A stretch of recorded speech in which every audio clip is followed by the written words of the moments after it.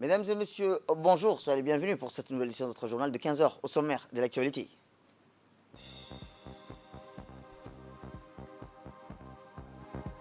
À la une de l'actualité nationale, le ministère de la Culture lance le projet Progir pour la gestion intégrée des ressources en eau. Et enfin dans l'actualité internationale, l'OMS baisse des nouveaux cas dans le monde. C'était le titre, merci si vous nous rejoignez. Le nouveau ministre de la Santé, Dr Ahmed Roble Abdillah, a reçu dans son cabinet le consul général par intérim de l'ambassade saoudienne, Ishaq bin Ibrahim Al-Harin. Les deux parties ont évoqué ensemble les relations historiques dans les deux nations, sœurs unies par les liens solides des coopérations fraternelles, notamment sur le plan sanitaire. Après l'entretien, le ministre de la Santé et son hôte ont présidé ensemble dans la salle de réunion la participation d'un don de 23 respirateurs artificiels gracieusement offerts par le Royaume d'Arabie Saoudite. Le ministre de la Santé a indiqué que cette donation saoudienne intervient à un moment opportun où notre pays renforce sa capacité à sa résilience face à la Covid-19.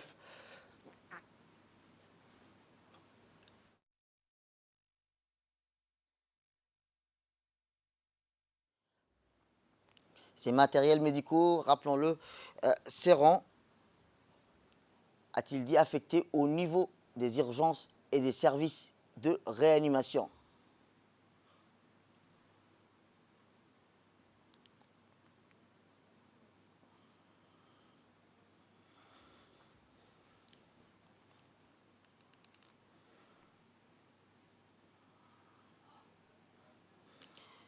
Eh bien, je vous le dis dans le titre, le ministre de la Culture et des Ressources halieutiques a officiellement lancé le projet de gestion intégrée des ressources en eau, PGIR, lors d'un atelier qui s'est tenu hier au Sheraton Hotel.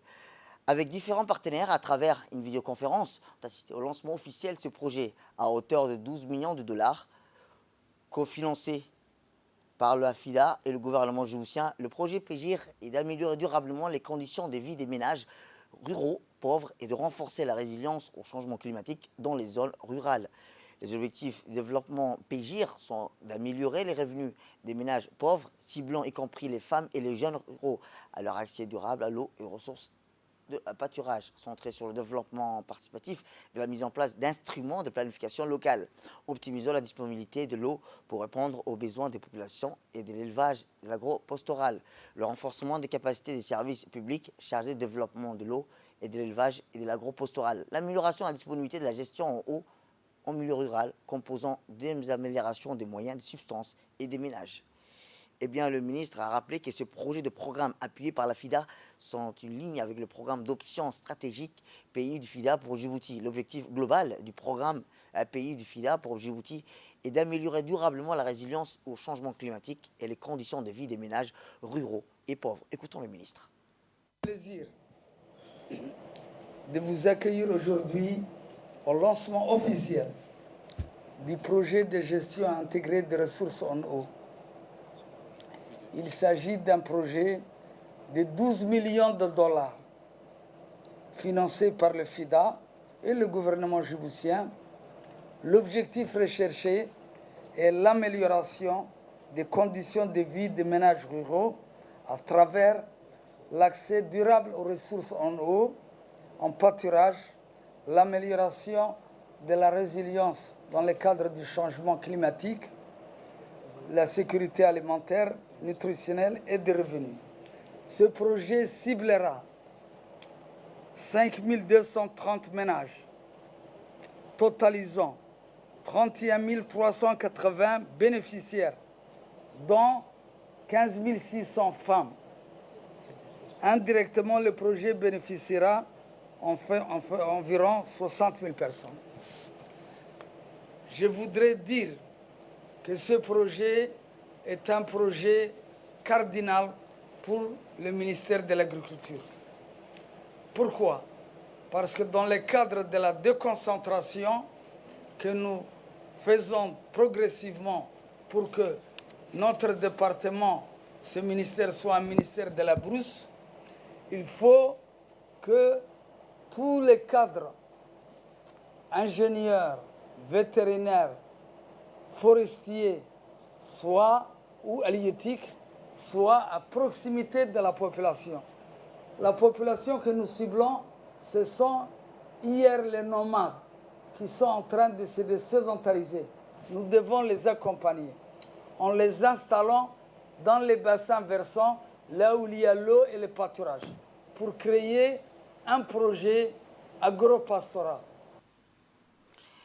Eh bien, comme je vous le disais, 3 semaines après sa nomination à la tête du département des affaires sociales et de la solidarité, la ministre Houloufa Ismaël Abdo s'est rendue hier matin à la ville historique de Bok pour s'imprégner de l'impact socio-économique des projets de développement réalisés par l'agence djiboutienne de développement social aux habitants de cette région et au nord du territoire national.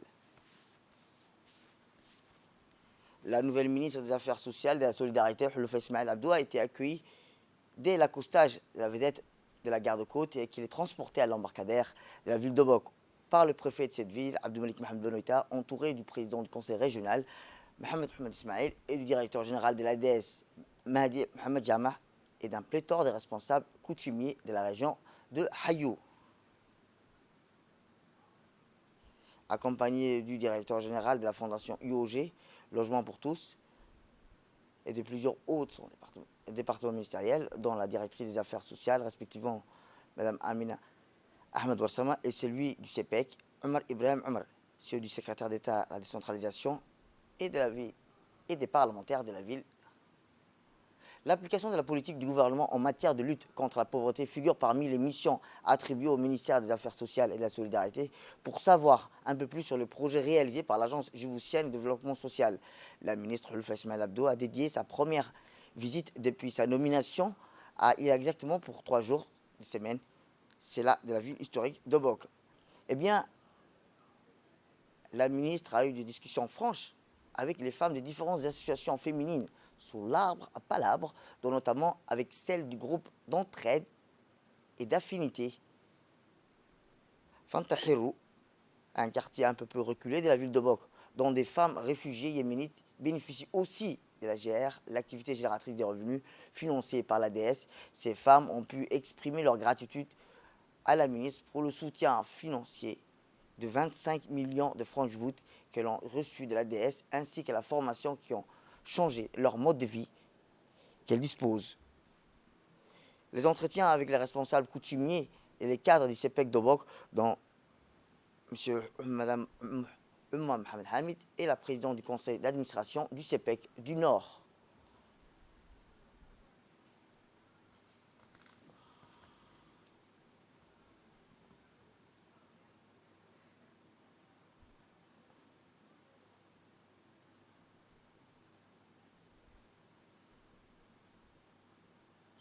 Écoutons la ministre à ses propos.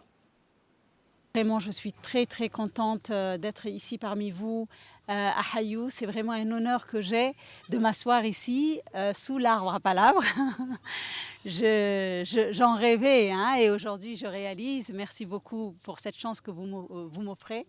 Il n'y a pas plus convivial que s'asseoir par terre et voir l'humilité que nos aînés et notre islam chéri nous a appris. Vraiment que Dieu puisse faire en sorte que nous soyons toujours humbles, modestes, pour que nous puissions servir nos populations dans les meilleurs des cas, Inch'Allah, dans les meilleures conditions. Le poste de ministre n'est qu'une fonction. Et il faudrait qu'on prenne exemple également sur notre président et notre première dame, de toujours servir les populations, de toujours être à leur écoute et de rendre un service public et qui soit de qualité. Donc je ne vais pas m'attarder, j'ai presque tout dit en arabe, mais je suis vraiment très honorée de rencontrer les femmes ici présentes qui ont été vraiment aidées par l'agence djiboutienne de développement social. Elles avaient des tenues assez colorées, très belles. Et elles ont pu, d'après les informations que j'ai eues, elles ont commencé avec 10 000 francs, 20 000 francs, 30 000 francs. Et aujourd'hui, elles ont des épargnes auprès de la CEPEC qui montent à hauteur de 9 millions. Donc c'est vraiment quelque chose de considérable, c'est quelque chose de vraiment très important pour ces femmes-là. Et vraiment, je les encourage à faire plus. Et ayant écouté les témoignages de chacun, vraiment, j'invite la DDS et nous leur donnerons également l'aide et le soutien également, notre soutien en tant que ministre des Affaires sociales, pour que ces femmes-là et toutes ces activités génératrices de revenus puissent se développer, puissent développer la région.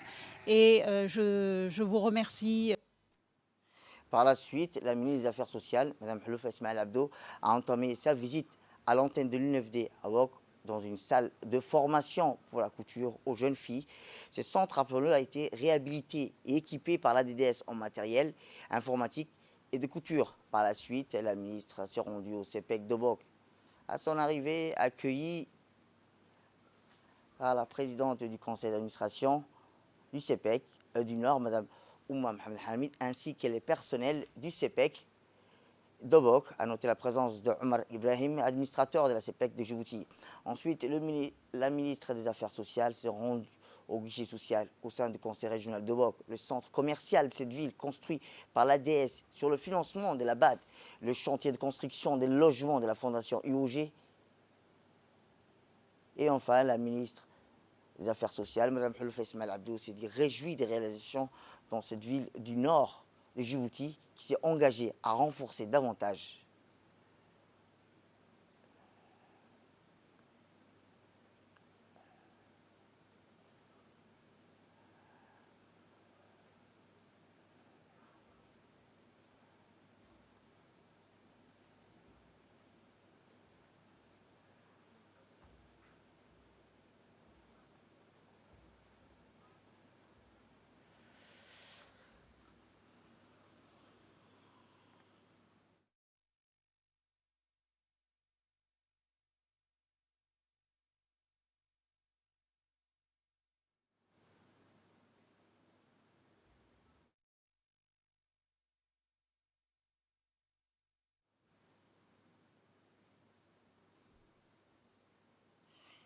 éducation cette fois-ci, où le secrétaire général du MENFOP, M. Mohamed Abdallah Mayou, a parrainé la cérémonie de clôture de la formation initiale des inspecteurs stagiaires au centre de formation des enseignants de l'enseignement fondamental.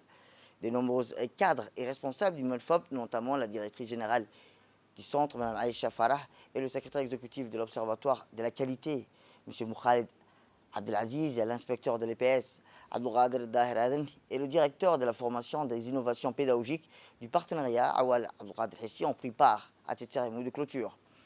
A noter qu'une vingtaine d'inspecteurs et inspectrices stagiaires du MENFOP ont suivi cette formation initiale dispensée par 2 inspecteurs chevronnés, en l'occurrence Moukhalid est actuellement secrétaire exécutif de l'Observatoire de la qualité et Daoud Zied, conseiller technique du ministre.